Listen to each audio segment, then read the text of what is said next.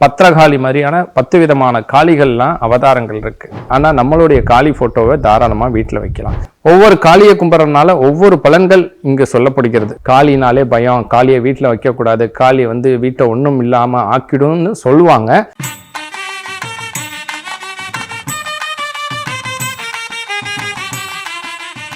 பொதுவா பல காளி அவதாரங்கள் இருக்கு. அதாவது அம்மன் பல அவதாரங்கள் எடுத்திருக்காங்க. அதுலேயும் குறிப்பிட்டு சொல்ல போனோம்னா காளி அவதாரம். காளிங்கும் போது ஸ்மசான காளி, மயான காளி, பத்ரகாளி, ருத்ரகாளி, இது மாதிரி பல காளி, அஷ்டகாளிகள், பத்ரகாளி மாதிரியான 10 விதமான காளிகள்லாம் அவதாரங்கள் இருக்கு. ஒவ்வொரு காளியுமே ஒவ்வொரு அம்சத்துல செயல்படுறாங்க. ஆனா நம்மளுடைய காளி துர்கா, லக்ஷ்மி, சரஸ்வதிங்கக்கூடிய இந்த முப்பெரும் தேவியுடைய அம்சமா இங்க வீற்று இருக்காங்க. பொதுவா உக்ர தெய்வங்களை வீட்டில் வச்சு வழிபாடு பண்ணக்கூடாது, வீட்டில் அந்த போட்டோ வைக்கக்கூடாதுன்னு சொல்லுவாங்க. ஆனா நம்மளுடைய காளி போட்டோவை தாராளமா வீட்டில் வைக்கலாம். ஏன் அப்படிங்கும்போது உக்ரமாவும் அதே போல சாந்தமாவும் இருக்கக்கூடியவள் இவள்.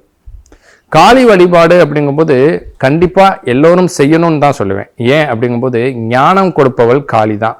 கூப்பிட்ட உடனே ஓடி துணை நிற்பவளும் காளி தான். காளியை போல் கொடுப்பார் இல்லைன்னு தான் சொல்லியிருக்காங்களே தவிர காளியை போல் கெடுப்பார் இல்லைன்னு சொல்லப்படலை. காளி காலத்தை மாற்றக்கூடிய சக்தி, கார் இருளை நீக்கக்கூடிய சக்தி. உங்கள் வாழ்க்கையில் இருக்கக்கூடிய சூன்யங்களா இருக்கட்டும், உங்க வாழ்க்கையில் இருக்கக்கூடிய மந்திர தந்திரங்களால உங்களுடைய குடும்ப வாழ்க்கையோ, தனிப்பட்டவர்களுடைய வாழ்க்கையோ, தொழில் பிரச்சனைகள் இருந்தா நம்மளுடைய தட்சிண காளி மூலியமா கண்டிப்பா உங்களுக்கு ஒரு மாற்றம் கிடைக்கும். ஒவ்வொரு காளியை கும்பிட்றதுனால ஒவ்வொரு பலன்கள் இங்கு சொல்லப்படுகிறது. வேதங்கள்லையும் சாஸ்திரங்கள்லையும் குறிப்பிட்டு சொல்ல போனா தசமகா வித்யால ஒவ்வொரு தெய்வங்களுடைய அம்சத்தை பத்தி ஒவ்வொரு விதமா சொல்லியிருக்காங்க, ஒவ்வொரு பூஜை முறைகளை பற்றி சொல்லியிருக்காங்க. ஆனா நம்ம இங்க அம்பாள் என்ன விதமான பூஜைகளை செய்யணும்னு சொல்லி உத்தரவு கொடுக்குறாங்களோ அந்த முறைப்படி தான் இங்க பூஜை நடக்குது. அப்பேற்பட்ட காளிய அமாவாசை தினங்கள்ல மாலை 6 மணியிலேருந்து 8 மணிக்குள்ள இங்கு நீங்கள் தீபம் ஏற்றி பொதுவாக வீட்டில் வச்சு வழிபாடு பண்ணுறதுங்கிறது சில காளியை பண்ண முடியும், சில காளியை பண்ண முடியாது. அப்படி பண்ண முடிந்தால் நீங்கள் வீட்டில் பண்ணலாம். அப்படி இல்லைன்னா தனி அறை இருந்தால் தனி அறையில் பண்ணலாம். இல்லை பக்கத்தில் இருக்கக்கூடிய கோயில்களுக்கு அமாவாசை தினங்களில் இரவு 6 மணிக்கு மேலே 8 மணிக்கு, அதாவது சூரியன் அஸ்தமிச்சதுக்கு அப்புறம் ஒரு எலுமிச்சை பழம் தீபம் போடுங்க. அதாவது ஒரு எலுமிச்சை பழத்தை அறுத்து அதை 2ஆக்கி கீழே துவரம்பருப்பு கொஞ்சம் வட்டமாக பரப்பி அதுக்கு மேலே அந்த 2 தீபத்தையும் ஏற்றி அந்த சாரை எலுமிச்சை பழச்சாரா நைவேத்தியம் பண்ணுங்க. 6 to 8 அந்த 2 மணி நேரம் அந்த தீபம் முடிஞ்ச அளவுக்கு எரியிற மாதிரி நீங்கள் அமர்ந்து காளியுடைய மூல மந்திரத்தையோ அல்லது காளியுடைய மந்திரங்களை ஏதாவது சொல்லி நீங்கள் பிரார்த்தனை செய்யும் போது கண்டிப்பாக நீங்கள் வறுமையிலேயோ, நோயிலேயோ, கடன்லேயோ, இல்லை எதிரிகளால் தேவையில்லாத மந்திரமாய சூன்யங்களால் நீங்கள் அகப்பட்டு இருந்தால் கண்டிப்பாக அதுலேருந்து நீங்கள் விடுபட முடியும். இந்த காளியை பார்த்தீங்கன்னா ராமகிருஷ்ண பரமஹம்சர்லேருந்து, விவேகானந்தர்லேருந்து, காளிதாசர்லேருந்து, பாரதியார் முதற்கொண்டு காளியை வழிபட்டு தான் ஞானம் அடைந்துள்ளார்கள், பெருநிலை அடைந்துள்ளார்கள்.